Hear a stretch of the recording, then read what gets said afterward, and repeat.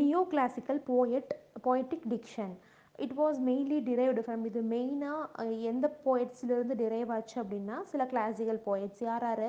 விர்ஜில், Spencer, Milton, இவங்க தான் first use பண்ணியிருக்காங்க. இதுக்கப்புறம் தான் அந்த நியோ கிளாசிக்கல் டிக்ஷன் அப்படிங்கிறது இவங்களுடைய போயம்லேருந்து தான் டிரைவ் ஆச்சு.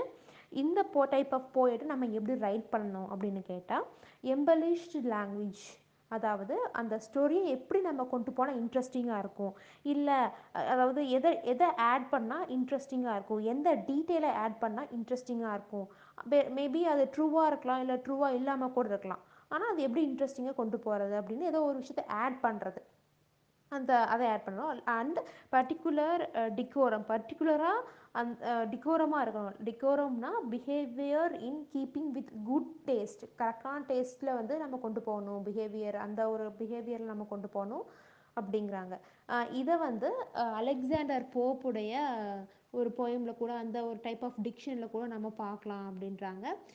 என்னென்னா எபிஸ்டில் டு டாக்டர் அர்புத்நாட் அப்படிங்கிற ஒரு இதில் பார்க்கலான்றாங்க. நீங்க இன்னும் இங்கே தான் இருக்கீங்களா? முடிஞ்சிருச்சு, வீட்டுக்கு போங்க.